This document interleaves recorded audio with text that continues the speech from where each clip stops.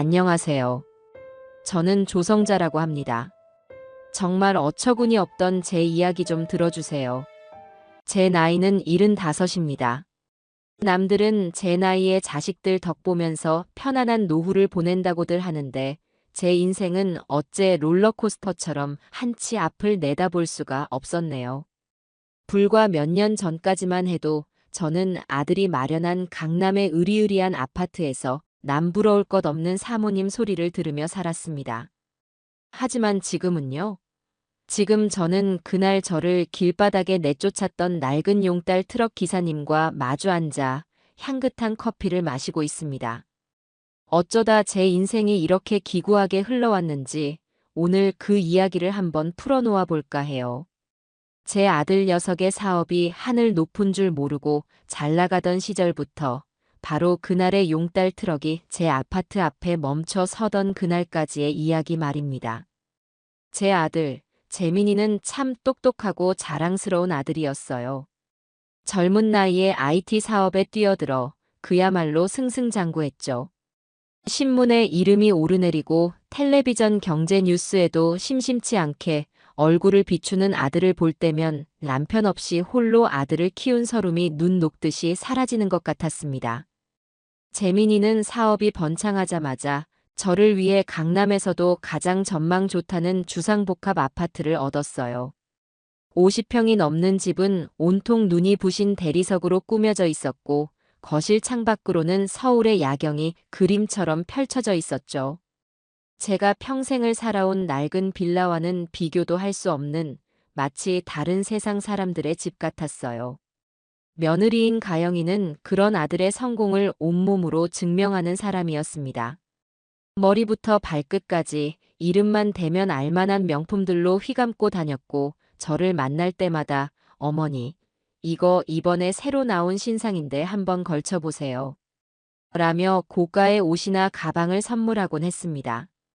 처음에는 그런 며느리의 씀씀이가 부담스러워 아가, 나 같은 늙은이가 이런 게 다 무슨 소용이냐. 라며 손사래를 쳤지만 가영이는 어머니는 이제 강남 사모님이세요. 격에 맞게 하고 다니셔야죠. 라며 제 손에 억지로 쇼핑백을 쥐어주곤 했어요. 동네 노인정에라도 나갈 때면 친구들이 성자 씨는 며느리 하나는 정말 잘 얻었어. 저게 다 얼마야. 라며 부러워하는 소리를 들을 때마다 제 어깨가 으쓱해지는 것도 사실이었습니다. 며느리는 완벽한 효부였고 저는 그런 며느리를 둔 복 많은 시어머니였죠. 적어도 그때는 그렇게 믿고 있었습니다. 하지만 그 화려하고 거대한 집은 이상하게도 제게 편안한 안식처가 되어주지는 못했어요. 마치 잘 꾸며진 금빛 새장 속에 갇힌 기분이랄까요? 집안의 모든 것은 며느리 가영이의 통제 아래 있었습니다. 제가 쓰는 수건의 색깔은 물론이고 칫솔을 두는 방향, 심지어 제가 즐겨 먹는 반찬을 담는 그릇까지도 모두 가영이가 정해놓은 규칙을 따라야만 했어요. 어머니, 그 수건은 욕실 바닥을 닦는 용도예요. 세안용 수건은 저기 색깔 맞춰서 나란히 걸어두셔야죠. 하루는 제가 무심코 수건을 잘못 썼다가 그런 핀잔을 들어야만 했습니다. 또 제가 아들 녀석이 좋아하는 멸치볶음을 만들어 놓으면 어머니, 이 그릇은 프랑스에서 직접 사온 건데 흠집 나면 안 되니까 앞으로는 제가 지정해 드린 그릇에만 담아주세요. 라며 제가 만든 반찬을 자기가 사온 값비싼 그릇에 옮겨 담곤 했죠. 그 아이의 말과 행동은 겉보기에는 깍듯하고 예의 발랐지만 그 안에는 이 집의 주인은 나다라는 차가운 선이 분명하게 그어져 있었습니다. 저는 아들의 성공이 만들어준 화려한 집에서 점점 더 외로운 이방인이 되어가고 있었어요. 그러던 어느 날부터인가 집안의 공기가 미묘하게 바뀌기 시작했습니다. 아들 재민이의 사업에 무슨 문제가 생긴 것 같다는 불길한 소문이 들려오기 시작한 것도 바로 그 무렵이었어요. 재민이는 전보다 집에 늦게 들어오는 날이 많아졌고 들어올 때마다 술에 취해 있거나 얼굴이 해숙하게 상해 있었습니다. 하지만 제게는 늘 별일 아니에요, 어머니. 신경 쓰지 마세요. 라며 웃어 보일 뿐이었죠. 하지만 진짜 변화는 며느리 가영이에게서 나타났습니다. 매주 금요일이면 제 방으로 와서 두툼한 현금 봉투를 건네주던 가영이가 어느 날부터인가 용돈을 절반으로 줄였습니다. 그리고는 어머니, 요즘은 현금보다 카드가 편하니까 앞으로는 이걸로 쓰세요. 라며 한도가 정해진 카드 한 장을 내밀더군요. 거실 벽에 걸려있던 유명 화가의 비싼 그림이 어느 날 소리 소문 없이 사라지고 그 자리에는 값싼 복제품이 걸려있기도 했습니다. 제가 아가, 저 그림은 어디 갔니? 하고 물으면 가영이는 그거요? 분위기 전환 좀 하려고 잠시 창고에 넣어뒀어요. 요즘은 저런 모던한 스타일이 유행이래요, 어머니. 라며 태연하게 거짓말을 했어요. 저는 그 모든 것이 거대한 폭풍이 몰려오기 전에 불안한 전조라는 것을 어렴풋이 느끼고 있었습니다.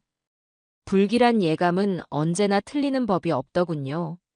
아들 재민이의 회사가 심각한 부도 위기에 처했다는 소식이 텔레비전 뉴스를 통해 흘러나온 날, 우리 집의 평화는 산산조각이 나고 말았습니다. 그날 저녁 며느리 가영이는 처음으로 저녁 식사 준비를 하지 않았어요. 제가 아가, 저녁은 안 먹니? 하고 묻자 가영이는 신경질적으로 머리를 쓸어 넘기며 차갑게 쏘아붙였습니다. 지금 제 속이 새까맣게 타들어가는데 밥이 넘어가세요, 어머니. 그리고는 스마트폰으로 배달 음식을 몇 가지 시키더군요. 잠시 후 도착한 음식들은 평소 같았으면 거들떠보지도 않았을 값싼 족발과 순대 같은 것들이었습니다. 우리는 비싼 대리석 식탁에 둘러앉아 플라스틱 용기에 담긴 음식을 말없이 먹기 시작했어요. 어색한 침묵 속에서 젓가락질 소리만 유난히 크게 들려왔죠. 몇 점 깨작거리던 가영이가 갑자기 젓가락을 탁 내려놓으며 저를 똑바로 쳐다봤습니다. 어머니, 솔직히 어머니 때문에 매달 나가는 생활비가 얼만지는 아세요? 관리비에 식비에 용돈까지. 웬만한 중소기업 대리 월급이에요. 처음이었습니다. 며느리가 제 앞에서 돈 이야기를, 그것도 저 때문에 나가는 돈에 대해 직접적으로 언급한 것은요. 저는 너무나 당황스럽고 모욕적인 기분에 아무 대답도 할 수가 없었습니다. 그저 고개를 숙인 채 차갑게 식어버린 순대 조각만 바라볼 뿐이었죠. 그날 밤 저는 잠을 이룰 수가 없었습니다. 며느리의 가시 돋친 말이 귓가에 계속 맴돌았고 앞으로 닥쳐올 현실이 두려워 심장이 세차게 뛰었죠. 자정이 넘은 시각, 방문 밖에서 부스럭거리는 소리가 들려왔습니다. 조심스럽게 문을 열어보니 아들 재민이가 술에 잔뜩 취한 채 제 방문 앞에 쪼그리고 앉아 있었어요. 저는 아들을 부추겨 방 안으로 들어왔습니다. 아들은 침대맡에 주저앉더니 제 무릎을 베고 누워 어린아이처럼 울기 시작했어요. 엄마, 미안해. 내가 다 망쳤어. 엄마한테 효도하고 싶었는데 결국 이렇게 불효자가 됐네. 아들의 뜨거운 눈물이 제 치마를 적셨습니다. 저는 그런 아들의 등을 말없이 쓸어주며 함께 울었어요. 평생을 남에게 굽히는 소리 한 번 안 하고 당당하고 씩씩하게 살아온 제 아들이었습니다. 그런 아들이 제 앞에서 무너져 내리는 모습을 보니 제 가슴도 갈기갈기 찢어지는 것 같았죠. 저는 아들이 잠들 때까지 한참 동안이나 머리를 쓰다듬어 주었습니다. 괜찮다, 아들아. 다 괜찮다. 엄마가 있으니 우리 다시 시작하면 된다. 마음속으로 수백 번, 수천 번을 되뇌면서요. 다음 날 아침, 아들은 동이 트기도 전에 집을 나섰습니다. 밤새 잠을 설친 듯 얼굴은 헬쑥하고 눈은 퀭했죠. 회사에 처리할 일이 좀 남아서요. 다녀올게요, 어머니. 힘없이 말하고 현관을 나서는 아들의 뒷모습이 어찌나 안쓰럽고 위태로워 보이던지. 저는 아들이 떠나고 난 뒤 한참 동안이나 현관에 서 있었습니다. 그런데 아들이 나가자마자 제 등 뒤에서 얼음장처럼 차가운 목소리가 들려왔어요. 어머니, 잠시 거실로 나와서 앉으세요. 드릴 말씀이 있어요. 며느리 가영이었습니다. 밤새 남편의 고통을 위로하기는커녕 마치 이 순간만을 기다렸다는 듯 그 아이의 얼굴에는 비장함마저 감돌고 있었어요. 저는 거실 소파에 며느리와 마주 앉았습니다. 가영이는 테이블 위에 놓여있던 부동산 서류 몇 장을 제 앞으로 휙 밀어놓았습니다. 보시는 대로예요. 이 집 다음 달에 바로 팔 겁니다. 어제 이미 부동산에 내놨어요. 더 이상 이 집을 유지할 능력, 우리에겐 없어요. 저는 아무 말도 할 수가 없었습니다. 가영이는 잠시 말을 끊고 제 반응을 살피는 듯 하더니 이내 결정타를 날렸습니다. 그러니까 어머니는 앞으로 사실 곳 알아서 구하세요. 저희도 지금 당장 길바닥에 나앉게 생겼는데 어머니까지 책임질 경황은 없거든요. 며느리의 입에서 나온 말이라고는 도저히 믿을 수 없는 잔인하고 비정한 선전포고였습니다. 아들의 사업이 결국 최종적으로 부도 처리되었다는 비보가 전해진 날, 우리 집에는 지독한 정적만이 감돌았습니다. 저는 차마 아무것도 먹지 못하고 방에만 틀어박혀 있는 아들 녀석이 걱정되어 마지막이 될지도 모른다는 생각으로 저녁상을 차렸습니다. 냉장고에 남아있던 재료들을 모두 꺼내 아들이 가장 좋아하던 김치찌개를 끓이고 계란말이를 부쳤어요. 하지만 식탁에 둘러앉은 우리 세 사람 중 그 누구도 선뜻 숟가락을 들지 않았습니다.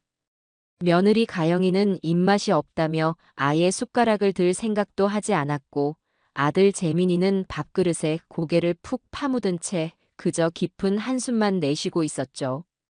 제가 끓인 김치찌개는 식탁 위에서 속절없이 식어가고 있었습니다. 마치 우리 가족의 따뜻했던 지난 시간들처럼 말이에요. 그날의 저녁 식사는 결국 그렇게 아무도 입을 대지 않은 채 끝나고 말았습니다. 다음 날 아침, 저는 밤새 뜬 눈으로 지새운 탓에 머리가 지끈거렸습니다. 동이 트자마자 부엌으로 나가 어젯밤 아무도 손대지 않았던 음식들을 정리하기 시작했어요. 차갑게 굳어버린 찌개를 버리고 뻣뻣하게 마른 계란말이를 음식물 쓰레기통에 쏟아부으며 제 마음도 함께 버려지는 것 같아 눈물이 핑 돌았습니다. 바로 그때였어요.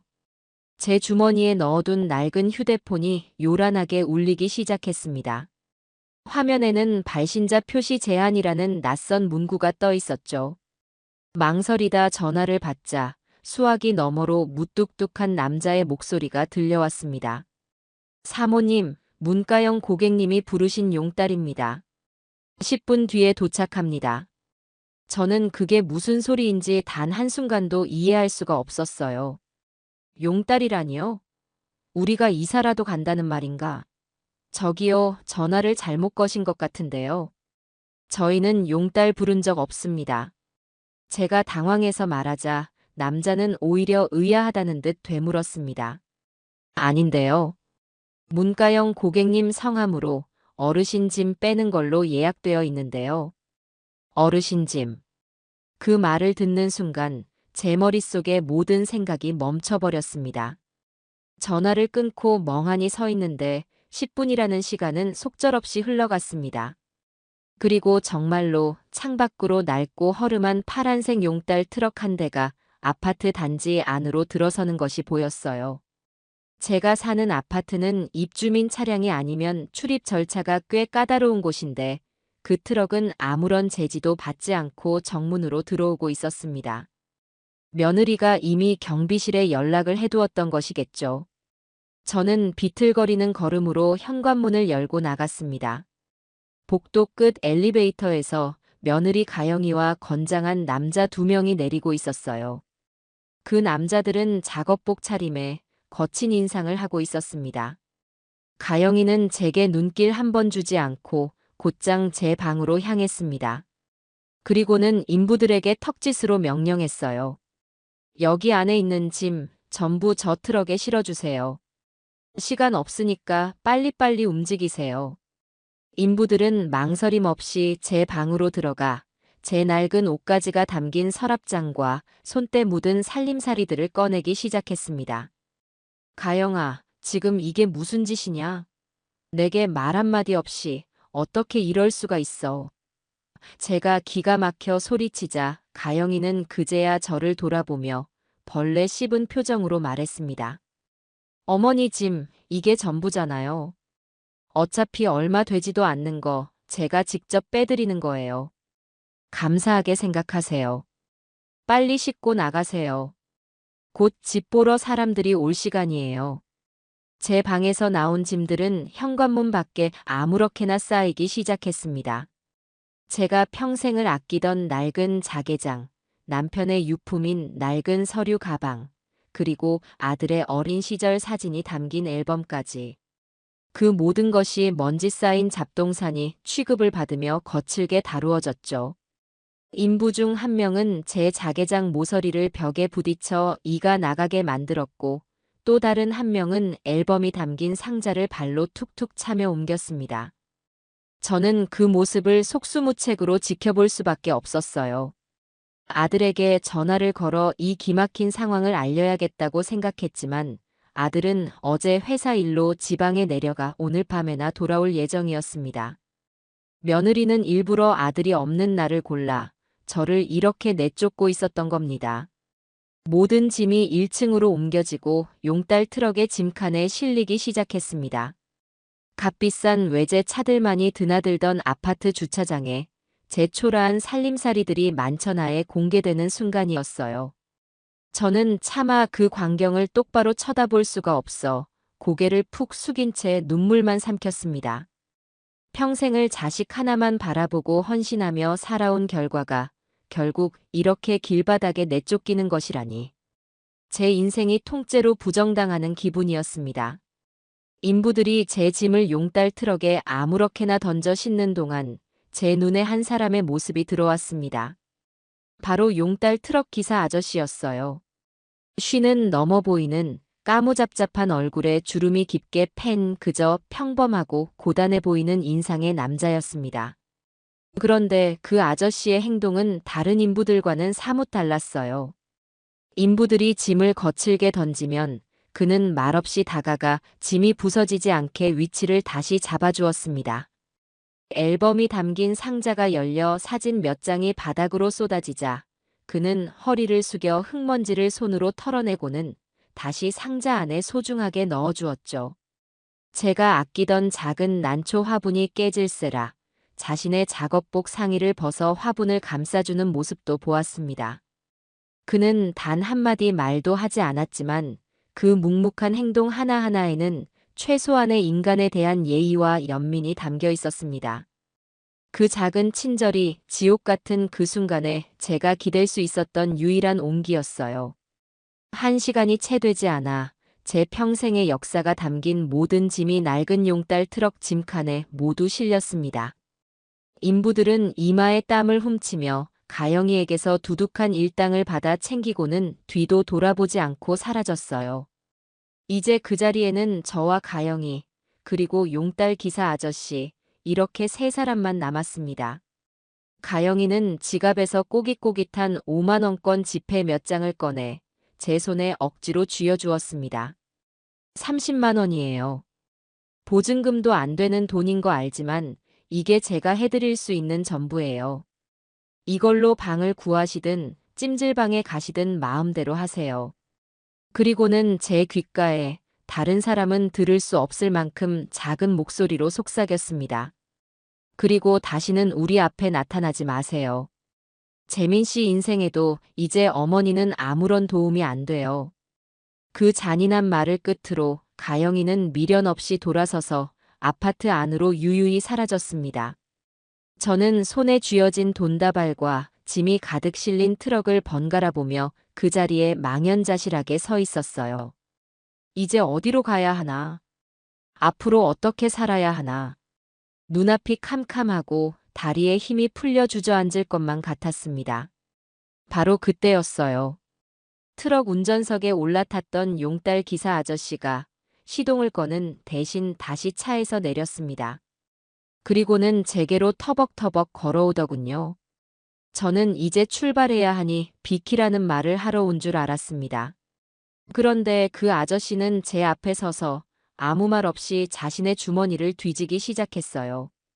그리고는 잠시 후 따뜻한 온기가 남아있는 캔커피 하나를 불쑥 제게 내밀었습니다. 어르신, 세상에 저런 법은 없는 겁니다. 일단 이거 드시고 정신 차리세요.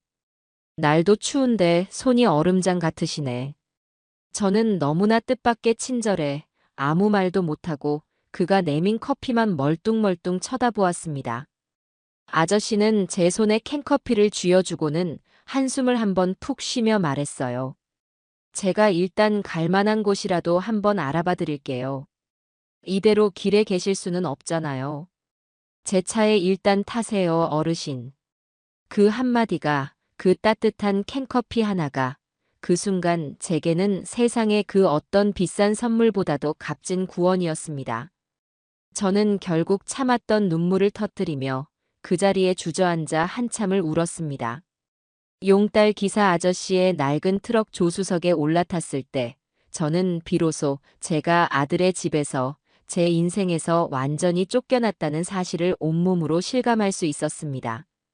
덜컹거리는 트럭은 제가 수십 년간 익숙하게 지나다니던 화려하고 반짝이는 강남의 대로를 벗어나 점점 더 낯설고 허름한 골목길로 접어들고 있었어요. 기사 아저씨는 아무 말 없이 묵묵히 운전만 했고 저 역시 창밖으로 빠르게 스쳐 지나가는 회색빛 풍경을 멍하니 바라볼 뿐이었습니다. 제 손에는 며느리가 던져준 30만 원이 전부였고 제 등 뒤 짐칸에는 제 평생의 세월이 초라하게 실려 있었죠. 우리는 부동산 몇 군데를 들렀지만 문을 열고 들어갈 때마다 돌아오는 대답은 냉담했습니다. 사모님, 보증금 30만 원으로는 서울 하늘 아래 방 한 칸 못 구해요. 고시원 총무실에나 한번 물어보세요. 절망감에 고개를 숙인 제게 아저씨는 어르신, 딱 한 군데만 더 가봅시다. 제가 예전에 짐을 날라준 적이 있는 곳인데 집주인 할머니가 사람은 좋아 보였어요. 라며 저를 위로했죠. 그가 마지막으로 저를 데려간 곳은 차 한 대가 겨우 지나갈 만한 가파른 언덕 꼭대기에 위치한 금방이라도 쓰러질 듯 낡은 3층짜리 다세대 주택이었습니다. 건물 옥상에는 양철 지붕을 덧댄 창고인지 사람 사는 방인지 분간이 안 되는 작은 옥탑방이 위태롭게 얹혀 있었어요. 가파르고 좁은 옥외 계단을 따라 올라가 문을 열자 퀴퀴한 곰팡이 냄새와 눅눅한 먼지 냄새가 한꺼번에 훅 끼쳐왔습니다. 방 안에는 누렇게 변색된 벽지 곳곳이 흉하게 뜯겨 있었고 한쪽 구석에는 겨울 외투 몇 벌과 낡은 솜니불 한 채가 전부였죠. 하지만 낡은 창문 밖으로 서울 시내가 아득하게나마 내려다 보였고 무엇보다 집주인 할머니는 보증금 없이 한 달치 월세 30만 원만 선불로 내면 지낼 수 있게 해주었습니다. 저에게는 더 이상 선택의 여지가 없었죠. 기사 아저씨와 저는 좁고 위험한 계단을 몇 번이고 오르내리며 제 초라한 짐들을 옥탑방으로 옮기기 시작했습니다. 마지막 짐 상자를 방 안에 내려놓고 아저씨는 거친 숨을 몰아쉬며 이마에 땀을 훔쳤습니다. 그리고는 제게 말했어요. 어르신, 여기서부터는 이제 혼자 하셔야 합니다. 부디 힘내세요. 저는 가영이가 줬던 돈에서 5만 원을 꺼내 이사비라며 건넸지만 그는 한사코 손사래를 치며 받지 않았습니다. 그리곤 어르신, 사람은 밥심으로 사는 겁니다. 절대 밥 굶지 마세요. 라는 마지막 말을 남기고 홀연히 떠났어요. 저는 텅 빈 옥탑방에 홀로 남아 굳게 닫힌 양철 문을 한참 동안이나 바라보았습니다. 그날 밤 저는 난생 처음으로 낯선 곳에서 차가운 이불을 뒤집어 쓴 채 뜬 눈으로 밤을 새워야 했습니다. 그날 이후 저의 시간은 마치 멈춰버린 괴종시계처럼 흐르지 않았습니다. 며칠 동안이나 저는 방 안에 틀어박혀 멍하니 누렇게 얼룩진 천장만 바라보았어요. 아들에게서 전화가 오기를 당장이라도 이 낡은 양철 문을 박차고 들어와 엄마, 내가 잘못했어. 나 때문에 고생했지. 이제 집에 가자. 라며 저를 데리러 와주기를 애타게 기다렸습니다. 하지만 제 낡은 휴대폰은 죽은 듯이 조용하기만 했어요. 제가 먼저 전화를 걸어볼까 수십 번을 망설였지만 차마 용기가 나지 않았습니다. 혹시라도 제 전화가 아들의 앞날의 짐이 될까봐, 그리고 아들마저 저를 외면했다는 그 끔찍한 사실을 제 귀로 확인하게 될까봐 두려웠기 때문이에요. 나중에야 알게 된 사실이지만 며느리 가영이는 저를 내쫓은 그날 아들의 휴대폰에서 제 번호를 삭제하고 수신 차단까지 해놓았다고 합니다. 아들이 저에게 연락할 방법 자체를 원천적으로 막아버렸던 것이죠.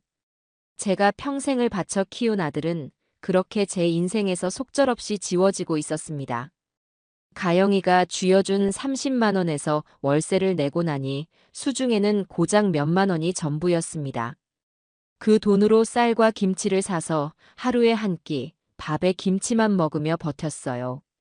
하지만 그마저도 며칠 지나지 않아 모두 바닥을 드러냈습니다.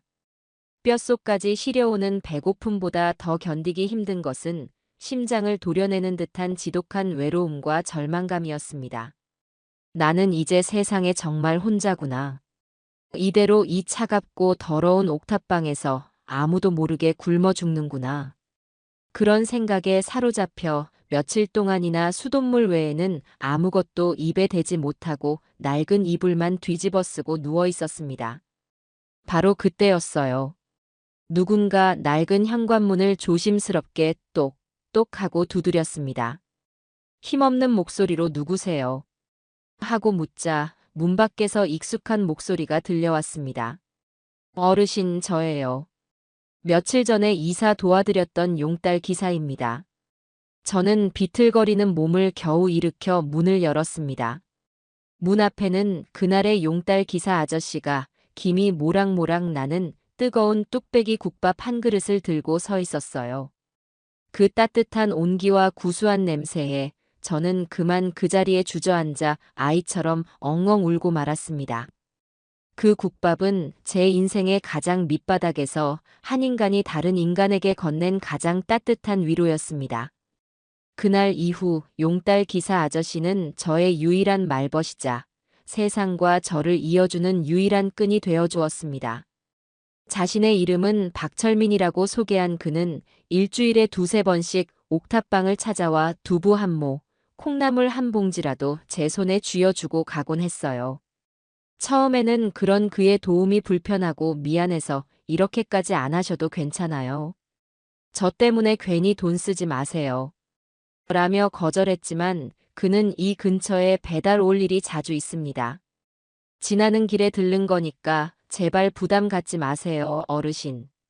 라며 무심한 척 웃어 보일 뿐이었죠. 그런 그에게 제가 해줄 수 있는 것은 아무것도 없었습니다. 그러다 문득 나도 이 사람에게 무언가 밥값은 해야겠다는 생각이 들었어요. 저는 그가 사다 준 재료로 아주 오랜만에 정성을 다해 반찬을 만들기 시작했습니다. 제게 남은 것이라고는 평생을 부엌에서 단련된 이 손맛 하나뿐이었으니까요. 솜씨를 발휘해 짭짤한 멸치볶음과 매콤한 오징어 젓갈을 무쳐 깨끗하게 씻어 말린 유리병에 담아 철민 씨에게 건넸습니다. 변변치 않지만 이거라도 가져가서 밥하고 드세요. 매번 신세만 져서 미안해서 그래요. 제 작은 성의에 그는 처음에는 놀라는 듯 하더니 이내 어린아이처럼 환하게 웃으며 고맙게 받아주었습니다. 며칠 뒤 철민 씨가 빈 반찬통을 들고 다시 저를 찾아왔습니다. 그리고는 뚜껑을 열어 제가 만들어준 멸치볶음을 한 개 집어 먹더니 이야, 어르신. 이거 정말 기가 막히네요.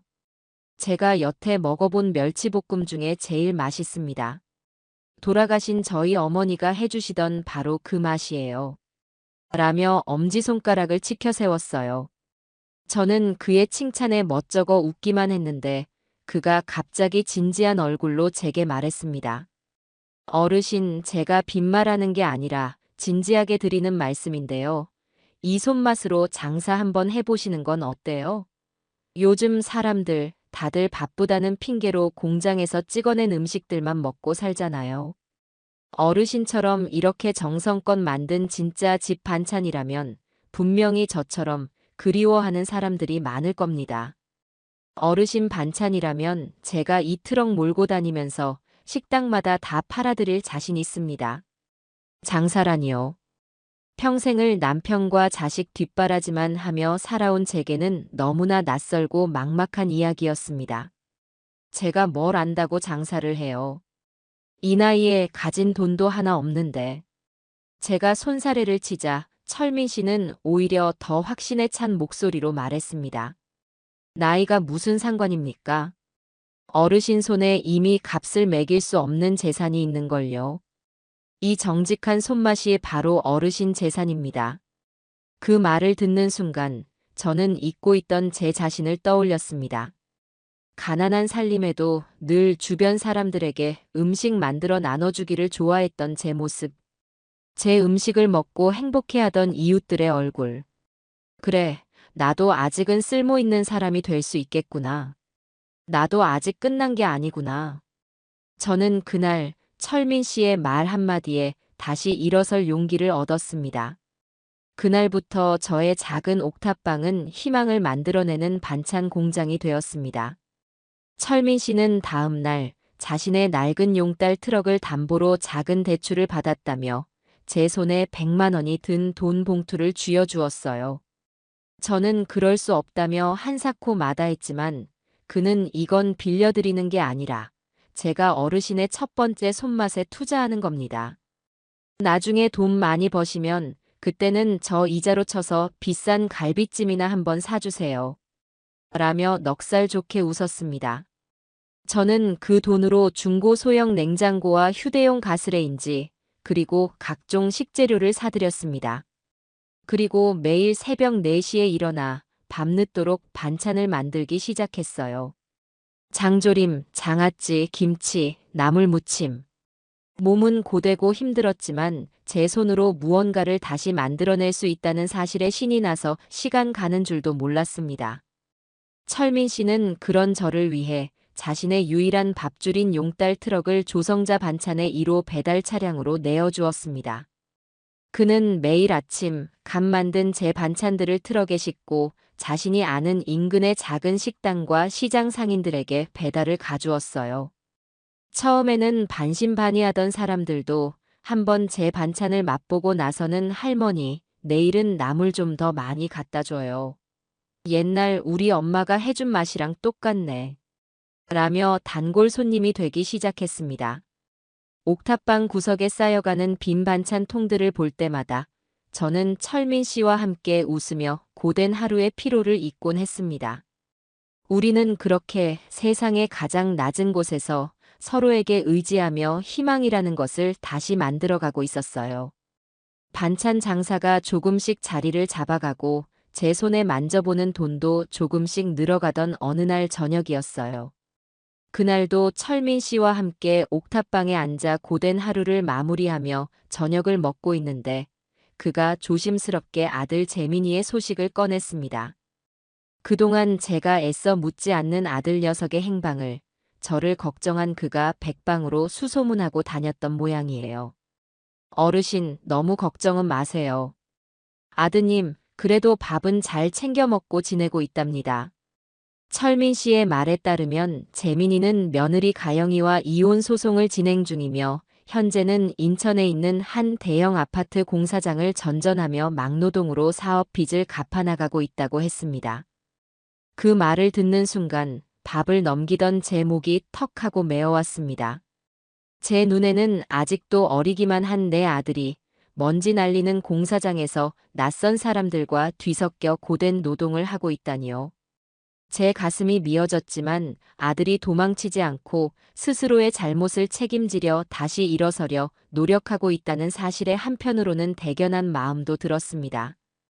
반면 며느리 가영이는 아들과는 전혀 다른 삶을 살고 있었어요. 철민 씨의 동료 기사들이 전해준 소식에 의하면 가영이는 강남의 아파트를 판 돈으로 청담동에 비싼 월세를 내는 오피스텔을 얻어 여전히 명품을 사들이고 고급 레스토랑을 드나들며 호화로운 생활을 유지하고 있다고 했습니다. 하지만 그 돈도 이제 거의 바닥을 드러내 최근에는 카드 빚에 쪼들리기 시작했고 주변 친구들에게 돈을 빌리러 다닌다는 소문도 함께 들려왔어요.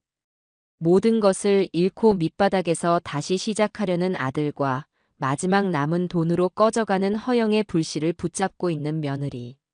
두 아이의 엇갈린 행보를 전해 들으며 제 마음은 복잡하고 착잡하기만 했습니다.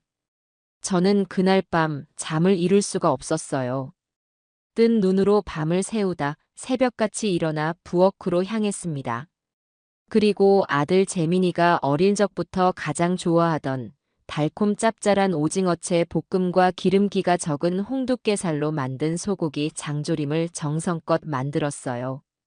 다음 날 아침, 저는 출근하는 철민 씨 편에 간 만든 밑반찬과 함께 짧은 편지 한 장을 건넸습니다.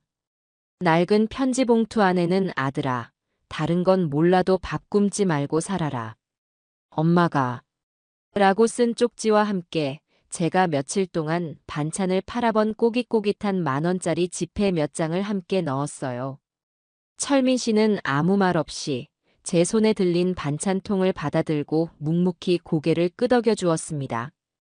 그렇게 아들의 소식을 간간히 전해 들으며 제 애끓는 마음을 반찬에 담아 보내는 것이 제가 할 수 있는 전부였습니다. 아들이 부디 밥 굶지 않고 언젠가 모든 빚을 다 갚고 떳떳하게 제 앞에 나타나 주기만을 바라는 마음으로 하루하루를 버텨냈어요. 그러던 어느 늦은 가을밤이었습니다. 하루 장사를 마치고 고단한 몸을 누려는데 낯선 번호로 전화 한 통이 걸려왔어요. 혹시 조성자 씨 되십니까? 다급하고 거친 남자의 목소리에 제 심장이 쿵 하고 내려앉았습니다. 네, 그런데요. 누구시죠? 여기는 인천길병원 응급실입니다. 강재민 환자 보호자분 맞으시죠?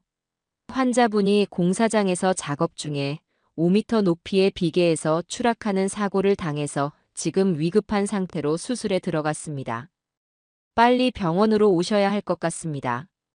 그 말을 듣는 순간 제 세상이 무너져 내렸습니다. 저는 벌벌 떨리는 손으로 철민 씨에게 전화를 걸었고 그는 한밤중이었음에도 불구하고 단숨에 제 옥탑방으로 달려와 주었습니다. 그리고는 저를 용달 트럭에 태우고 캄캄한 고속도로를 미친 듯이 달려 인천의 그 병원으로 향했어요. 차창 밖으로 스쳐 지나가는 도시의 불빛들이 제 눈에는 모두 아들의 생명을 위협하는 괴물처럼 보였습니다. 병원에 도착했을 때 아들은 막 대수술을 마치고 중환자실로 옮겨진 상태였습니다. 하얀 병상에 누워있는 아들의 모습은 제 기억 속에 있던 당당하고 늠름했던 아들이 아니었어요. 얼굴은 하얗게 질려 있었고 온몸은 붕대로 칭칭 감겨 있었으며 한때 운동으로 다져졌던 단단한 몸은 뼈만 앙상하게 남아 볼품없이 쓰러져 있었습니다. 제가 아들의 차가운 손을 잡고 재민아, 엄마 왔다. 아들아, 눈 좀 떠봐. 라고 속삭이자 아들은 아주 힘겹게 천근만근 같은 눈꺼풀을 들어 올려 저를 알아보더군요. 그리고 제 얼굴을 보자마자 꽉 막혔던 눈물샘이 터진 듯 아이처럼 서럽게 울기 시작했습니다. 엄마, 엄마. 내가 잘못했어. 내가 다 잘못했어, 엄마. 나 때문에 엄마가 그 고생을 하고 내가 천하의 불효자야. 아들은 쉴 새 없이 울며 제게 용서를 빌었습니다. 저는 그런 아들을 품에 안고 아무 말도 할 수가 없었어요. 그저 괜찮다, 아들아. 살아줘서 고맙다. 그것만으로도 됐다. 라는 말만 되풀이하며 아들의 등을 토닥여줄 뿐이었습니다. 저는 중환자실 복도에 나와 마지막 남은 한 가닥 희망을 걸고 며느리 가영이에게 전화를 걸었습니다. 아무리 이혼 소송 중이라고 해도 한때는 부부의 연을 맺었던 사이인데 남편이 사경을 헤맨다는 소식을 들으면 최소한의 인간적인 도리는 하지 않을까 생각했어요. 하지만 수화기 너머로 들려온 며느리의 목소리는 제 마지막 기대를 산산조각 내버렸습니다. 어머니, 무슨 일이세요? 이 시간에. 잠이 덜 깬 듯 세상 모든 귀찮음을 담은 목소리였어요. 제가 떨리는 목소리로 아가, 재민이가 공사장에서 떨어져서 지금 병원에 있어. 거의 죽다 살아났어. 너가 한번 와봐야 하지 않겠니? 라고 말하자 가영이는 잠시 말이 없었습니다. 그리고 잠시 후 그 아이의 입에서는 제 상상을 초월하는 차갑고 잔인한 말이 흘러나왔어요. 그래서요? 그 사람이랑 저 이제 법적으로도 거의 남남이에요. 저보고 지금 어쩌라는 말씀이세요? 저는 너무나 기가 막혀 아무 말도 할 수가 없었습니다. 그래도 한때는 네 남편이었는데 어떻게 그런 말을 하니? 제 말이 채 끝나기도 전에 며느리는 제 말을 끊고 소리쳤습니다. 어머니야말로 저한테 왜 이러세요? 그 사람이 다치든 말든 저랑은 이제 아무 상관없는 일이니까 다시는 저한테 이런 일로 전화하지 마세요. 제 번호도 지워주시고요. 그리고는 일방적으로 전화를 끊어버렸습니다. 저는 뚜뚜거리는 신호음을 들으며 병원의 차가운 벽에 기댄 채 한참을 서 있었습니다. 분노보다 더 큰 슬픔이 제 온몸을 휘감고 있었어요. 제 아들이 저런 여자에게 한때나마 자신의 인생을 걸었다는 사실이 너무나 비참하고 원통해서 견딜 수가 없었습니다. 아들이 병상에 누워있는 동안 세상은 저를 기다려주지 않았습니다. 당장 아들의 병원비를 마련해야 했고, 그러기 위해서는 제 작은 반찬 가게가 멈춰 서서는 안 되었죠. 저는 밤에는 병원에서 아들 곁을 지키고, 낮에는 옥탑방으로 돌아와 미친 듯이 반찬을 만들었습니다. 제 딱한 사정을 알게 된 철민 씨는 마치 자기 일처럼 발 벗고 나서 저를 도와주었어요. 그는 자신의 용딸 일을 잠시 접어두고 매일 아침 제 반찬을 싣고 더 많은 시장과 식당들을 돌아다니며 판로를 개척했습니다. 그의 낡은 트럭 짐칸에는 정성으로 만든 어머니의 손맛, 조성자 반찬이라고 서툰 솜씨로 쓴 현수막이 걸려 있었죠. 신기하게도 제 반찬은 위기 속에서 더욱 빛을 발하기 시작했습니다. 철민 씨의 진심 어린 홍보와 제 반찬을 맛본 사람들의 입소문이 더해져 주문량이 눈에 띄게 늘어났어요. 할머니 반찬을 먹으면 고향에 계신 우리 엄마 생각이 나요. 라며 눈시울을 붉히는 젊은 손님도 있었고, 요즘 세상에 이렇게 정직하게 만드는 음식이 어디 있냐며 일부러 먼 곳에서 찾아와 대량으로 반찬을 사가는 식당 주인도 있었습니다. 제 손맛은 단순히 맛있는 음식을 넘어 사람들의 지친 마음을 위로하는 따뜻한 집밥으로 조금씩 알려지기 시작한 거예요. 저는 반찬을 팔아번 돈을 한 푼도 쓰지 않고 차곡차곡 모아 아들의 병원비와 수술비로 보탰습니다.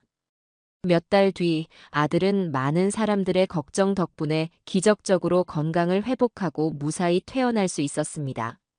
하지만 퇴원한 아들에게는 돌아갈 집도 가족도 없었죠. 갈 곳 없이 멍하니 병원 로비에 서 있는 아들을 보니 제 가슴이 또 한 번 무너져 내렸습니다. 저는 그런 아들의 손을 잡고 제 옥탑방으로 데려왔어요. 좁고 허름한 방이었지만 이제는 우리 두 모자가 세상의 비바람을 피할 수 있는 유일한 안식처였습니다. 그날 이후 아들은 제 반찬 가게의 첫 번째 직원이 되었습니다. 처음에는 사고의 후유증과 지난날에 대한 죄책감으로 방 안에만 틀어박혀 있던 아들이었지만 매일 새벽같이 일어나 땀 흘려 일하는 제 모습과 묵묵히 우리 모자를 돕는 철민 씨를 보며 조금씩 마음을 열기 시작했어요. 아들은 무거운 짐을 나르고 배달을 돕고 밤에는 어지러운 장부를 정리하며 제게 힘이 되어 주었습니다. 예전에 수십 명의 직원을 거느리던 잘나가던 사업가의 모습은 온데간데 없었지만 어머니의 곁에서 묵묵히 땀 흘리는 지금의 아들이 저는 훨씬 더 자랑스럽고 든든했습니다. 가게가 점점 커지면서 철민 씨는 아예 자신의 낡은 용딸 트럭을 조성자 반찬의 공식 배달 차량으로 삼았습니다. 그는 더 이상 이사비를 받지 않았어요. 대신 제가 주는 월급을 받아 생활하는 우리 가게의 어엿한 정직원이 되었죠. 저와 아들, 그리고 철민 씨. 피 한 방울 섞이지 않은 세 사람은 그렇게 옥탑방의 작은 반찬 가게를 중심으로 서로의 아픔을 보듬고 상처를 치유해주는 새로운 형태의 가족이 되어가고 있었습니다. 철민 씨는 제게 은인이자 동업자였고 방황하던 아들에게는 인생의 방향을 다시 잡아준 멘토와도 같은 존재였습니다. 아들은 철민 씨를 아저씨라고 부르며 친형처럼 따랐고 철민 씨 역시 아들을 친동생처럼 아끼고 격려해 주었죠. 세 사람이 함께 땀 흘려 일하고 작은 옥탑방에 둘러앉아 소박한 저녁을 먹는 그 시간들은 제가 강남의 화려한 아파트에서 살았던 그 어떤 순간보다도 따뜻하고 행복했습니다. 어느덧 매서운 겨울이 지나고 따스한 봄바람이 불어오기 시작할 무렵이었습니다. 우리 가게는 더 이상 옥탑방에서 감당할 수 없을 정도로 주문량이 늘어났어요. 저는 그동안 악착같이 모은 돈과 철민 씨가 또 한 번 보태준 돈을 합쳐 동네 시장 어귀에 작은 상가 하나를 얻어 정식으로 조성자 반찬이라는 간판을 내걸었습니다. 비록 작고 허름한 가게였지만 온전히 제 이름과 제 손맛으로 일궈낸 첫 번째 공간이라는 생각에 간판을 바라보는 제 눈에서는 뜨거운 눈물이 흘러내렸죠. 재민이는 가게 안에 작은 방에 임시로 거처를 마련하고 가게 일에 더욱 매진했습니다. 철민 씨는 예의 그 낡은 용달 트럭을 몰고 서울 시내 곳곳을 누비며 우리 반찬을 배달했어요. 우리 세 사람은 그렇게 새로운 보금자리에서 더 큰 희망을 꿈꾸기 시작했습니다. 가게를 열고 며칠 지나지 않은 어느 화창한 봄날 오후였어요. 재민이가 배달을 나가고 저와 철민 씨가 한가롭게 가게를 보고 있는데 전화벨이 요란하게 울렸습니다. 제가 전화를 받자 수화기 너머로 젊고 세련된 여자의 목소리가 들려왔어요. 거기 조성자 반찬 맞나요? 인터넷에서 보고 전화드렸는데요. 저희는 청담동에 있는 고급 오피스텔 VVIP 고객들을 관리하는 컨시어지 서비스 업체입니다. 저희 고객분들께 매일 아침 신선하고 건강한 프리미엄 한식 반찬을 배달해드리고 싶은데 혹시 가능할까요? 청담동 VVIP. 제가 평생을 살아온 세상과는 너무나 다른 낯선 단어들이었죠. 저는 잠시 망설였지만 철민 씨가 옆에서 어르신, 이건 우리 가게가 클 수 있는 아주 좋은 기회입니다. 라며 용기를 북돋워 주었습니다. 저는 결국 계약을 수락했고 다음 날부터 청담동의 그 고급 오피스텔에 매일 아침 가장 신선하고 좋은 재료로 만든 특별 반찬을 배달하기로 했습니다. 다음 날 아침 저는 평소보다 더 일찍 일어나 정성을 다해 반찬을 만들었습니다. 그리고 완성된 반찬들을 고급스러운 보자기에 정성껏 포장했어요. 첫 배달인 만큼 아들 재민이가 직접 다녀오는 것이 좋겠다고 생각했죠. 재민아, 다녀오는 길에 운전 조심하고 혹시라도 고객분들 마주치면 꼭 친절하게 인사드려야 한다. 저는 아들의 등을 두드리며 신신당부했습니다. 아들은 걱정 마세요, 어머니. 잘 다녀오겠습니다. 라며 씩씩하게 대답하고는 반찬 꾸러미를 들고 가게를 나섰어요. 그런데 1시간쯤 지났을까 배달을 마치고 돌아와야 할 아들에게서 다급한 목소리로 전화가 걸려왔습니다. 엄마, 지금 어디야? 나 지금 너무 놀라서 운전을 못하겠어. 수화기 너머로 들려오는 아들의 목소리는 거의 울먹임에 가까웠습니다. 저는 가슴이 철렁 내려앉아 무슨 일이냐고 재촉해서 물었죠. 아들은 한참을 말을 잇지 못하더니 떨리는 목소리로 겨우 입을 열었습니다. 엄마, 방금 내가 반찬 배달 간 그 오피스텔 말이야. 그 집, 문가영이 사는 집이었어. 문가영. 제 기억 속에서 애써 지워버렸던 그 이름이 아들의 입에서 나오는 순간 제 심장이 얼어붙는 것 같았습니다. 아들의 말에 따르면 오피스텔 현관에서 마주친 컨시어지 매니저가 고객 리스트를 확인하는 과정에서 문가영 고객님이라는 이름을 똑똑히 들었다고 했습니다. 순간 너무 놀라 주저앉을 뻔했지만 애써 태어난 척 반찬만 전달하고 도망치듯 빠져나왔다는 것이었어요. 모든 퍼즐 조각이 그제야 맞춰졌습니다. 가지고 있던 돈이 다 떨어져 가던 가영이가 비싼 외식을 줄이고 비교적 저렴한 배달 반찬을 시켜 먹기 시작한 것이었어요. 그리고 하필이면 수많은 반찬 가게 중에 바로 제 가게의 반찬을 주문했던 겁니다. 세상에 이런 기막힌 우연이 또 있을까요? 저는 전화기를 붙잡은 채 한동안 아무 말도 할 수가 없었습니다. 아들은 거의 울먹이며 말했어요. 엄마, 나 이제 저기 배달 못 가. 그 여자 얼굴을 어떻게 봐. 나 무서워, 엄마. 저는 그런 아들을 겨우 진정시키고 당장 가게로 돌아오라고 말했습니다. 그리고 잠시 후 가게 문을 열고 들어온 아들의 얼굴은 사색이 되어 있었습니다. 저는 그날 한참을 고민했습니다. 이 기막힌 악연을 여기서 끊어내야 할까?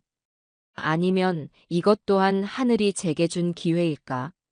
만약 배달을 계속한다면 언젠가는 가영이가 이 모든 사실을 알게 될 것이 분명했습니다. 그때 그 아이는 어떤 반응을 보일까요? 그리고 저는 그 아이를 다시 마주할 용기가 있을까요? 수만 가지 생각이 제 머릿속을 복잡하게 헤집어 놓았습니다. 옆에서 제 고민을 묵묵히 지켜보던 철민 씨가 조심스럽게 입을 열었어요. 어르신, 제 생각에는 배달을 계속하는 것이 좋을 것 같습니다. 저는 의아한 눈으로 그를 쳐다보았죠. 그는 제 시선을 피하지 않고 단단한 목소리로 말을 이었습니다. 도망치거나 피하는 건 우리가 아니라 그 사람이 해야 할 일입니다. 우리는 잘못한 것이 아무것도 없지 않습니까?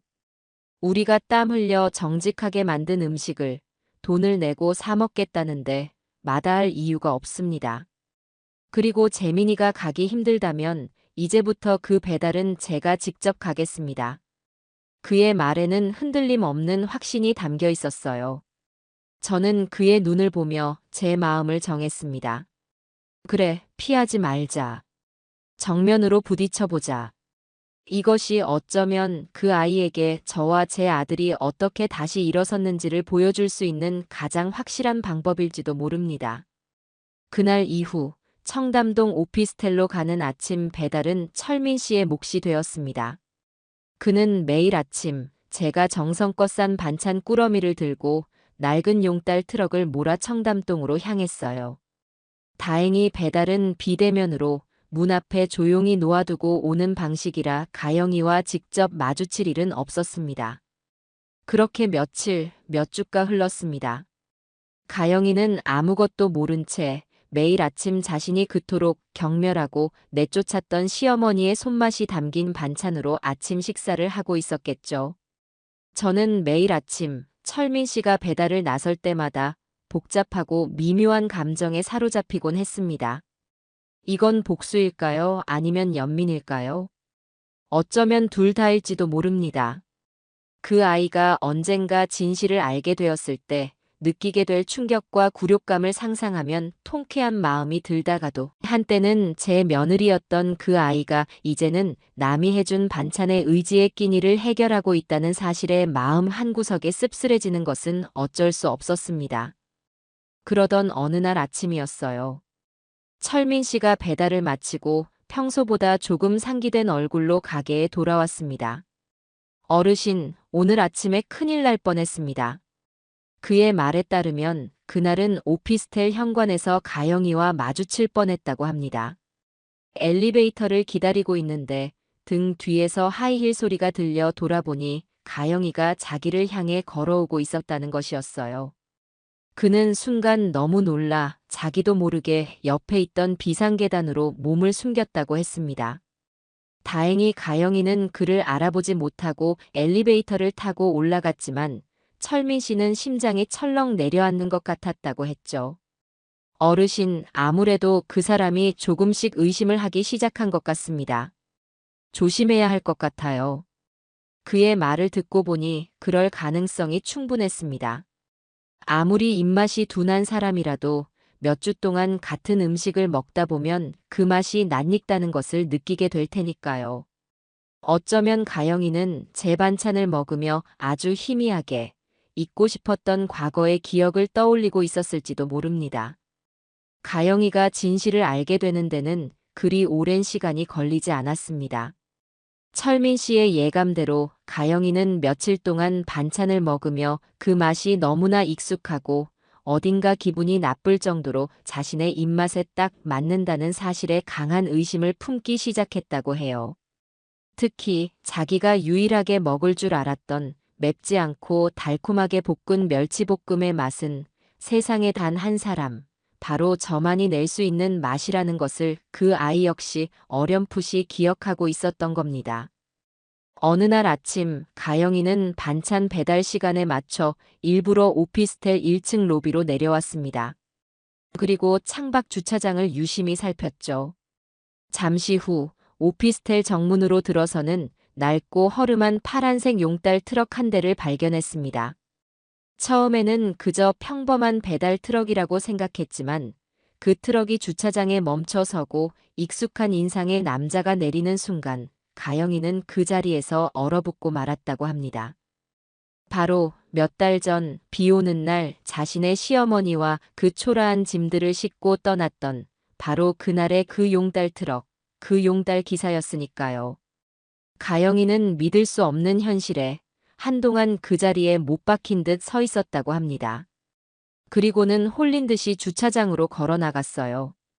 마침 철민 씨는 반찬을 문 앞에 두고 막 트럭으로 돌아온 참이었습니다. 가영이는 떨리는 손으로 트럭 문에 큼지막하게 적힌 상호를 가리켰습니다. 어머니의 정성, 조성자 반찬. 그리고 그 아래에 적힌 너무나도 익숙한 제 전화번호. 모든 진실을 알게 된 순간 가영이의 얼굴은 하얗게 질려버렸다고 해요. 자신이 그토록 무시하고 경멸하며 내쫓았던 시어머니.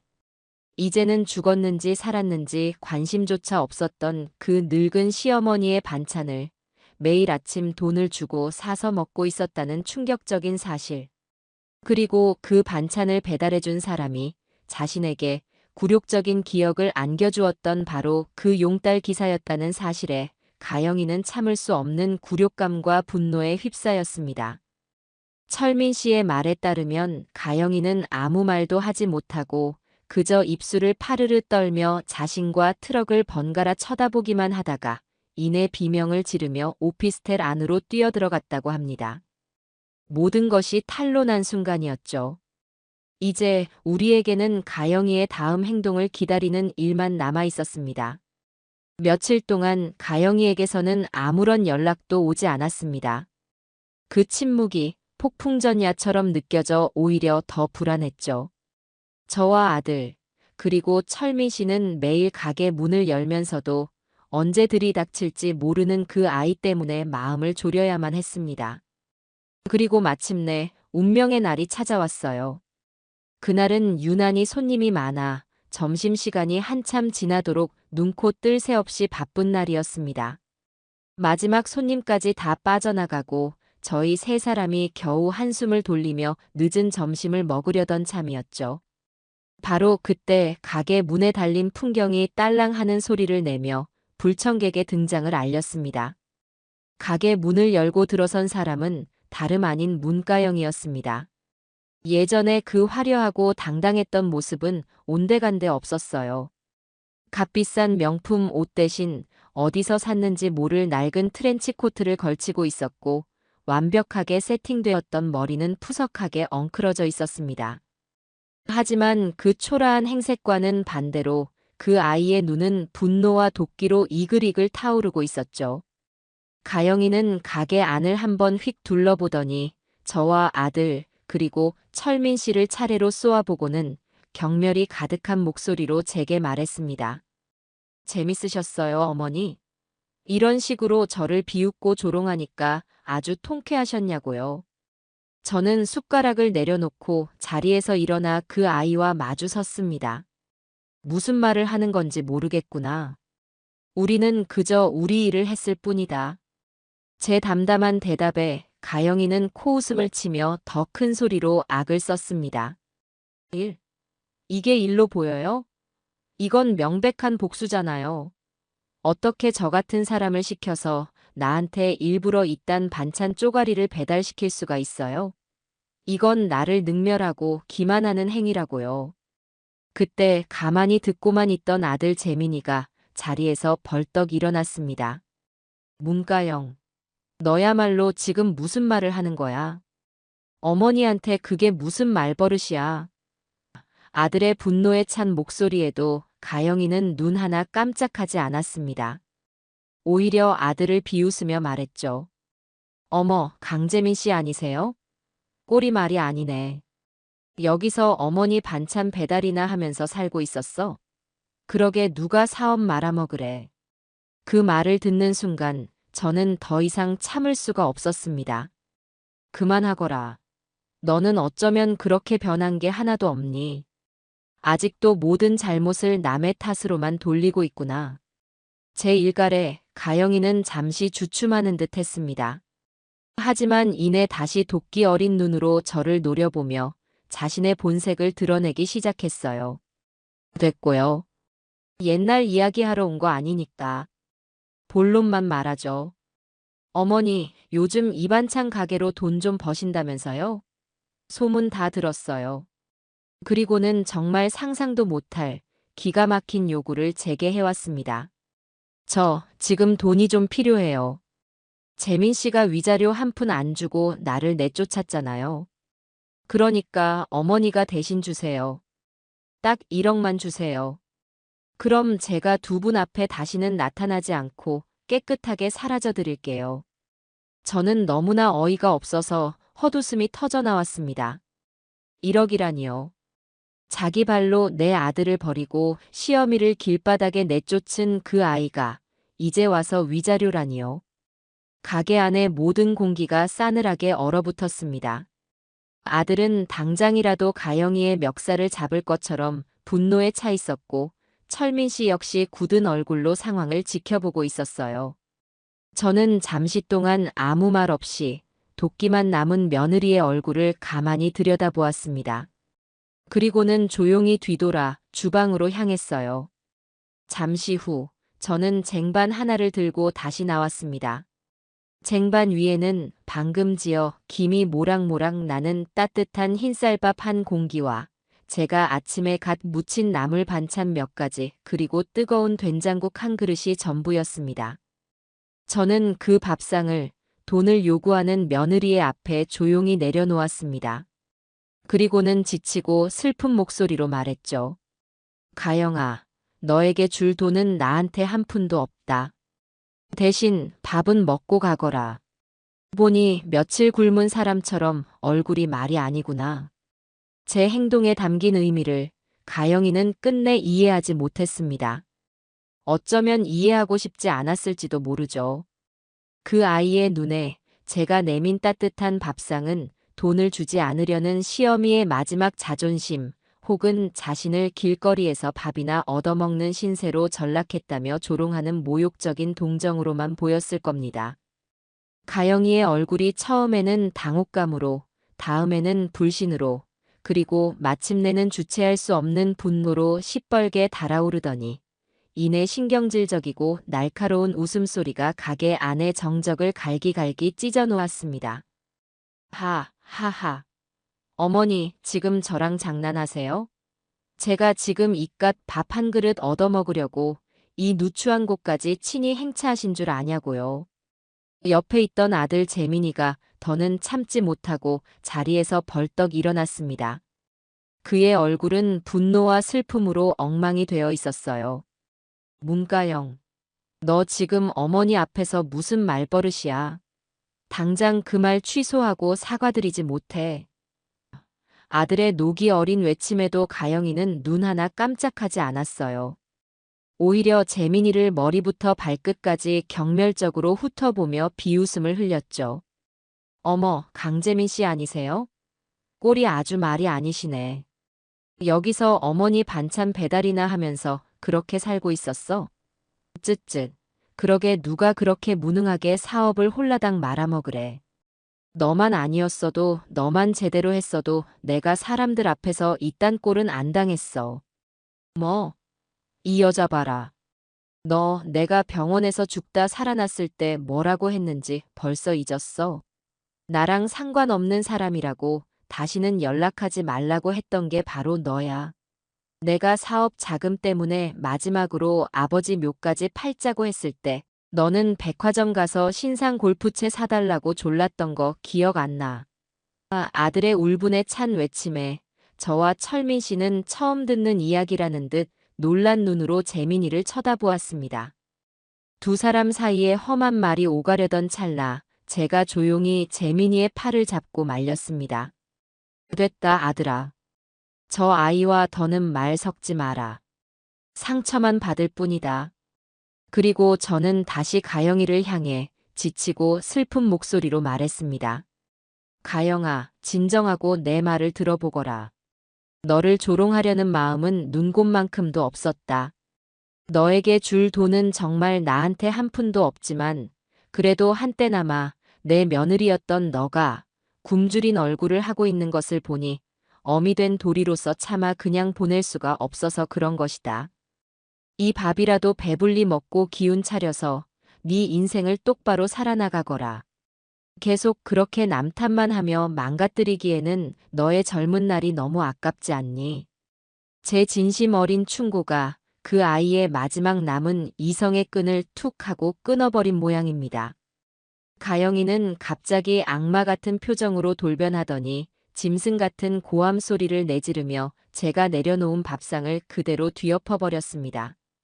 와장창 하는 귀가 먹먹할 정도로 요란한 소리와 함께 뜨거운 국과 밥, 반찬들이 사방으로 튀었고 깨진 그릇 파편들이 가게 바닥을 어지럽게 나뒹굴었어요. 가게 안은 순식간에 아수라장이 되었습니다. 저는 하얗게 흩어진 밥알들을 망연자실하게 내려다보며 그 자리에 얼어붙은 듯 서 있을 수밖에 없었어요. 저 밥알 하나하나가 마치 갈기갈기 찢겨나간 제 마음 같았습니다. 내가 거지야. 내가 이딴 동냥이나 받으려고 온 줄 아냐고. 끝까지 나를 이렇게 비참하게 만들어야 속이 시원해요? 바로 그때였습니다. 아침 일찍 마지막 배달을 나갔던 철민 씨가 가게 문을 열고 들어선 것은요. 그는 가게 안에 난장판과 울음을 삼키고 있는 저, 그리고 분이 풀리지 않는지 여전히 씩씩거리고 있는 가영이를 보고 순식간에 모든 상황을 파악한 듯 했습니다. 그의 얼굴이 싸늘하게 굳어지는 것을 저는 똑똑히 보았습니다. 아들 재민이가 분을 참지 못하고 가영이에게 달려들려는 것을 철민 씨는 말없이 한쪽 팔로 막아 세웠습니다. 그리고는 흙 묻은 작업화를 벗고 조용히 가게 안으로 들어와 길을 막고 선 가영이의 앞에 섰어요. 철민 씨는 화를 내거나 소리를 지르지 않았습니다. 그는 그저 낮고 지독하게 차분한 목소리로 가영이에게 물었습니다. 당신이 사람입니까? 그의 조용한 질문은 그 어떤 고함보다도 더 무겁게 가게 안의 공기를 짓눌렀습니다. 가영이는 예상치 못한 그의 등장과 기세에 눌려 잠시 아무 말도 못하고 주춤거렸어요. 철민 씨는 그런 가영이를 똑바로 쳐다보며 천천히 말을 이었습니다. 당신이 사람입니까? 가영이는 예상치 못한 그의 등장과 서늘한 기세에 눌려 잠시 아무 말도 못하고 주춤거렸어요. 하지만 이내 자존심이 상했는지 다시 도끼 어린 눈으로 철민 씨를 쏘아붙였습니다. 뭐, 당신이 뭔데 지금 여기 끼어들어? 어디서 굴러먹던지도 모를 낡은 트럭 기사 주제에 지금 나한테 설교하는 거야? 철민 씨는 가영이의 모욕적인 말에 눈 하나 깜짝하지 않았습니다. 그는 그저 경멸이 담긴 헛웃음을 한번 흘리고는 나직이 말을 이었습니다. 내가 누군지 궁금하시오? 나는 당신이 버린 양심을, 당신이 내팽개친 도리를, 그리고 당신이 외면한 사람의 눈물을 바로 곁에서 모두 지켜본 사람이요. 그는 한 걸음 더 가영이에게로 다가섰습니다. 그의 움직임은 느렸지만 그 안에는 결코 물러서지 않을 단단함이 담겨 있었죠. 내가 당신을 처음 본 날, 당신은 어떤 옷을 입고 어떤 차에서 내렸는지 기억하시오? 나는 똑똑히 기억합니다. 반짝이는 실크 원피스에 내 트럭 한 대 값은 좋게 넘을 명품 가방을 들고 번쩍이는 외제차에서 내렸지. 그리고 어르신이 어떤 표정으로 당신이 버린 짐들을 하염없이 바라만 보고 있었는지도 똑똑히 기억하고 있어. 세상 모든 것을 잃어버린 사람의 얼굴이 바로 그런 것이더군. 가영이는 그의 말에 입술을 파르르 떨었습니다. 그래서 뭐 어쨌다는 거야? 내 돈으로 내가 뭘 사 입든 내 남편 집에서 시어머니를 내보내든 당신 같은 사람이 상관할 일이 아니잖아. 상관할 일이 아니다. 철민 씨는 기가 막힌다는 듯 되물었습니다. 사람이 사람의 도리를 저버리는 현장을 목격했는데 어찌 상관이 없단 말이오. 당신은 어르신의 낡은 자개장을 가리키며 인부들에게 저런 촌스럽고 냄새나는 건 버려요라고 말했지. 기억하시오? 그깟 낡아빠진 고물이 뭐가 중요하다고 아직도 그 얘기야. 고물? 철민 씨의 목소리가 처음으로 조금 높아졌습니다. 그게 어르신의 어머니, 그러니까 당신 아들의 증조 할머니께서 어르신께 물려주신 단 하나뿐인 유품이라는 건 알고 있었소? 당신은 돈으로 살 수 없는 세월과 기억을 그저 촌스럽다는 이유 하나만으로 쓰레기 취급했단 말이오. 옆에서 듣고 있던 아들 재민이가 어머니하고 저를 부르며 울먹였습니다. 저 역시 처음 듣는 이야기였어요. 철민 씨가 그날의 일을 그렇게까지 세세하게 기억하고 있으리라고는 상상도 못했습니다. 철민 씨는 잠시 말을 끊고 저를 한번 돌아보았습니다. 그의 눈빛에는 깊은 연민과 가영이를 향한 주체할 수 없는 분노가 함께 담겨 있었어요. 그런데 당신이 그렇게 내쫓은 저 어르신은 이 세상 마지막 남은 자존심마저 내던져진 바로 그 순간에도 남의 밥벌이를 걱정했던 분이요. 덜덜 떨리는 손으로 내 손에 억지로 이사비를 쥐어주려 했던 사람이라고. 내가 괜찮다고 받을 수 없다고 거절하자 뭐라고 하셨는지 아시오? 가영이는 대답 대신 입을 굳게 다물었습니다. 철민 씨는 그날을 회상하듯 아주 느리고 힘있는 목소리로 말을 이었습니다. 기사님도 오늘 꾸준히 하셨으니 이 돈으로 따뜻한 밥 한 끼라도 사드시라고요. 자기 몸 하나 누일 곳 없는 사람이 생전 처음 본 남의 밥그릇을 먼저 걱정했단 말이오. 당신은 이해할 수 있겠소? 당신처럼 자기 자신밖에 모르는 사람이 평생을 가도 그 마음을 단 한 톨이라도 이해할 수 있겠냐는 말이오. 그의 말에 저도 아들도 처음 듣는 이야기라는 듯 놀란 눈으로 그를 쳐다보았습니다. 철민 씨는 아랑곳하지 않고 말을 계속했습니다. 그의 시선은 이제 가영이를 넘어 그녀의 영혼 깊은 곳을 꿰뚫는 듯 했습니다. 그런데 당신은 어떻소? 그 아들이 피땀 흘려 벌어다 준 돈으로 호의호식하다가 그 돈이 떨어지니 이제 와서 밥상을 엎고 행패를 부립니까? 당신이 그 돈으로 백화점에서 쇼핑을 즐길 때 어르신은 이 차가운 옥탑방 구석에서 밤새 나무를 묵혔소. 당신이 고급 레스토랑에서 우아하게 스테이크를 썰 때 당신 아들은 저 먼 지방 공사장에서 흙먼지 묻은 찬밥을 삼켰고 그건 당신들이 무능해서 그런 거잖아. 재민 씨가 사업만 제대로 했어도 내가 이렇게 될 일은 없었어. 내가 알 바 아니야. 가영이가 마지막 발악처럼 소리쳤습니다. 무능. 철민 씨는 한심하다는 듯 혀를 찼습니다. 사람이 살다 보면 넘어질 수도 있는 법이요. 중요한 건 넘어졌을 때 혼자 내버려 두는 게 아니라 함께 일으켜 세워주는 것이지. 그걸 가족이라고 부르는 거고. 당신은 그 가족을 돈 몇 푼과 맞바꾼 거요. 철민 씨의 목소리는 조용했지만 그 안에 담긴 무게는 천근만근과도 같았습니다. 그는 바닥에 나뒹구는 깨진 그릇 조각을 향해 천천히 걸어갔습니다. 그리고는 허리를 숙여 된장국 국물이 묻은 가장 큰 사기 그릇 조각 하나를 집어들었어요. 이 그릇이 어떤 그릇인지 아시오? 이 그릇, 어르신이 옥탑방에서 며칠 밤낮으로 반찬을 팔아 처음으로 번 돈으로 나와 재민이에게 따뜻한 밥 한 끼 해주고 싶다며 직접 고른 그릇이오.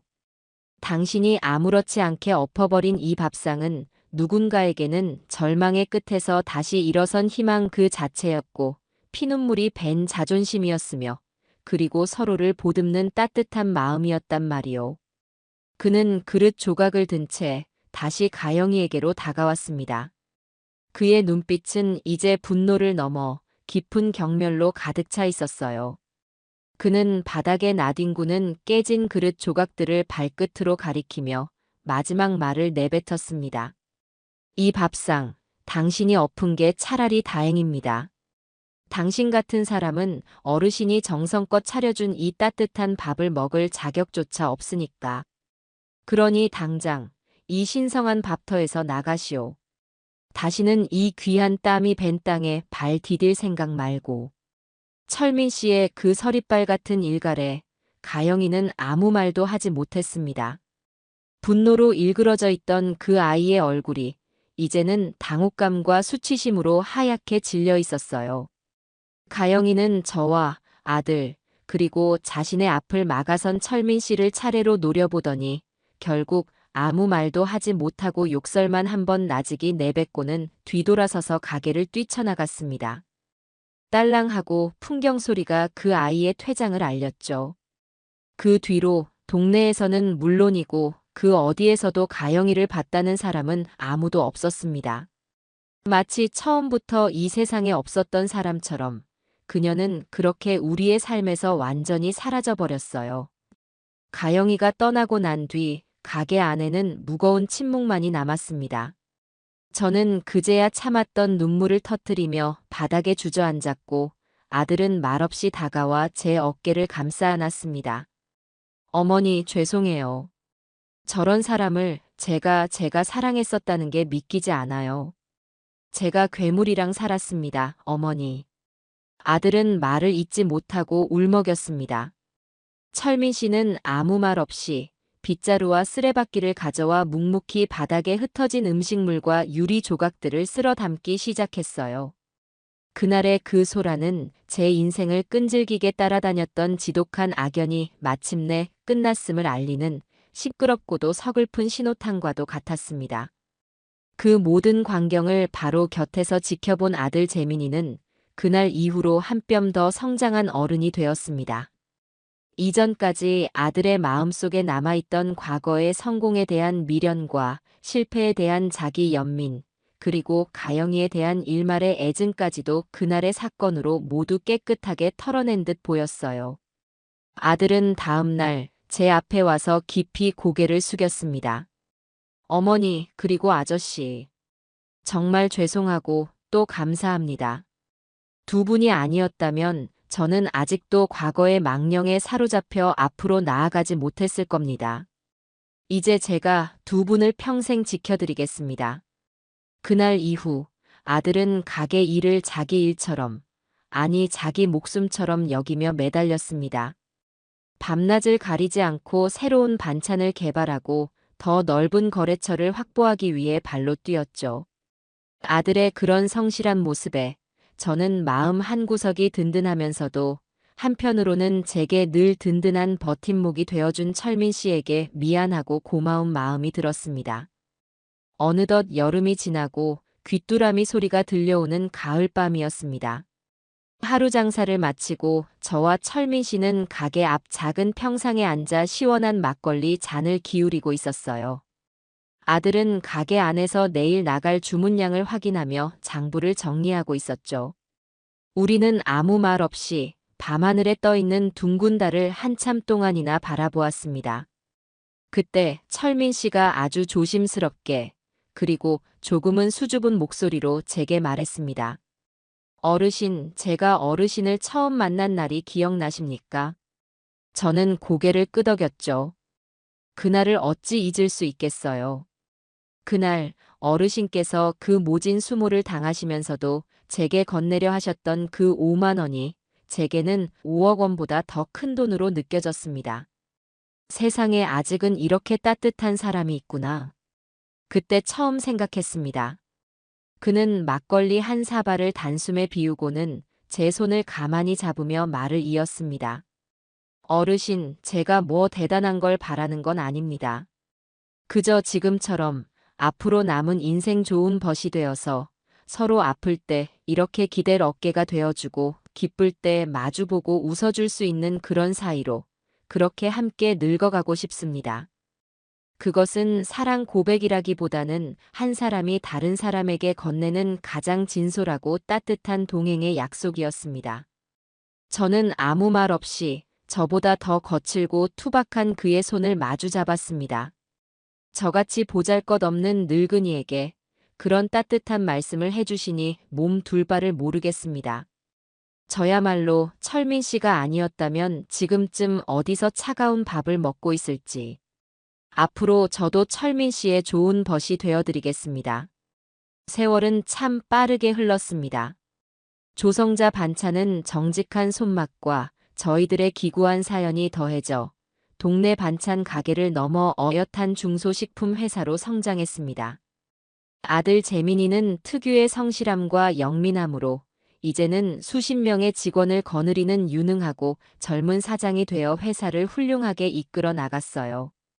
낡고 허름했던 옥탑방은 이제 수백 평 규모의 깨끗하고 현대적인 시설을 갖춘 공장이 되었고, 철민 씨의 낡은 용달 트럭 한 대는 이제 조성자 반찬이라는 로고가 선명하게 찍힌 번듯한 냉장 배달 트럭 수십 대로 바뀌어 있었습니다.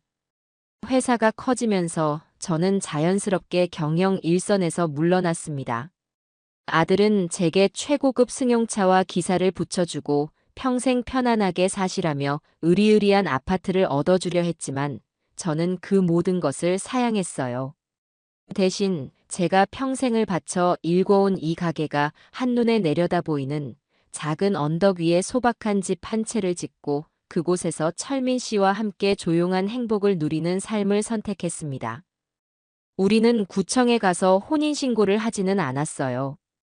그저 서로에게 가장 아끼고 의지하는 친구이자 세상에 단 하나뿐인 소중한 가족으로 남기로 약속했죠. 이제 제 하루 중 가장 행복한 시간은 오후에 따스한 햇살을 받으며 집 앞 툇마루에 앉아 철민 씨와 함께 갓 내린 원두커피를 마시는 시간입니다. 예전에는 믹스커피가 세상에서 제일 맛있는 커피인 줄 알았는데 사람 입맛도 세월 따라 변하는 모양이에요.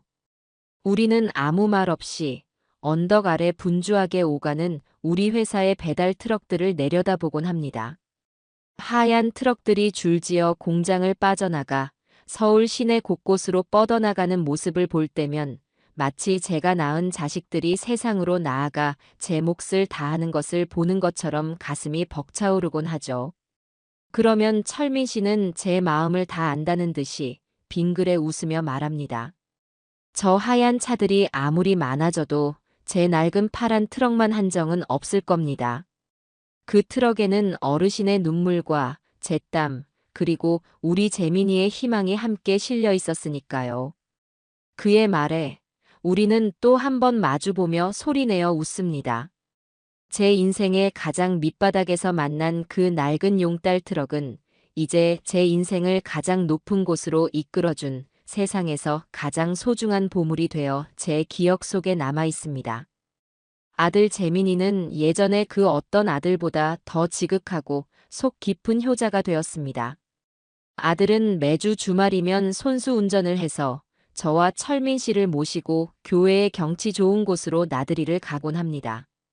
그리고 저뿐만 아니라 자신이 다시 일어설 수 있도록 곁을 지켜준 철민 씨를 마치 친아버지 이상으로 깍듯하고 살갑게 모시죠.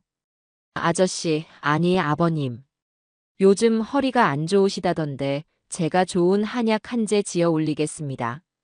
라며 철민 씨의 건강을 제 건강보다 더 살뜰히 챙기는 아들을 볼 때면 저는 이만하면 내 인생 참 잘 살아왔구나 하는 생각에 가슴이 뿌듯해집니다. 이제 제게는 자랑스러운 아들과 세상에서 가장 든든한 벗이 있으니 더 이상 바랄 것이 아무것도 없습니다. 저는 이제 제가 평생을 바쳐온 부엌을 떠나 새로운 소일거리를 찾았습니다. 매일 아침 우리 공장에서 가장 신선한 재료로 만든 반찬들을 따로 챙겨 동네의 독거노인 분들이나 형편이 어려운 이웃들에게 직접 나누어주는 일을 시작한 것이에요. 제가 인생의 가장 밑바닥에 홀로 내팽개쳐졌을 때 철민 씨가 건넸던 그 따뜻한 국밥 한 그릇의 온기를 저는 평생 잊을 수가 없습니다. 그 작은 온기가 없었다면 지금의 저는 아마 이 세상에 없었을지도 모릅니다. 제가 받았던 그 따뜻함을 이제는 세상의 다른 누군가에게 되돌려주는 삶. 그것이 제가 남은 인생을 살아가야 할 이유라고 저는 생각합니다. 반찬을 받아들고 고맙습니다, 보살님.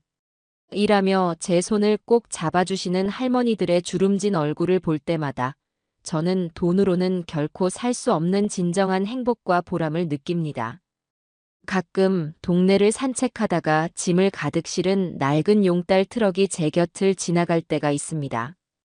그러면 저는 잠시 걸음을 멈추고 그 트럭이 시야에서 사라질 때까지 한참을 바라보곤 해요.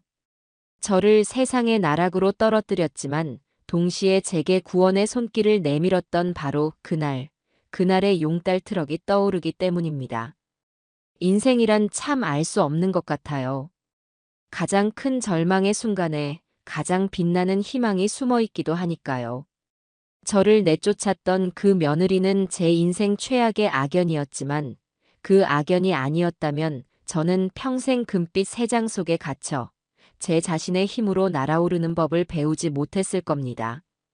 그리고 제 인생을 바꿔놓은 그날의 용달 기사님은 이제 제 인생 최고의 VVIP가 되어 바로 지금 제 곁에 앉아 함께 향긋한 커피를 마시고 있습니다.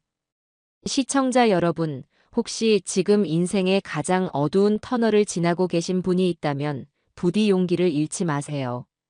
그 터널의 끝에 어쩌면 여러분을 기다리는 것은 낡고 초라한 용달 트럭의 모습일지도 모르지만 그 트럭이 여러분을 세상에서 가장 행복한 곳으로 데려다 줄지도 모르는 일이니까요.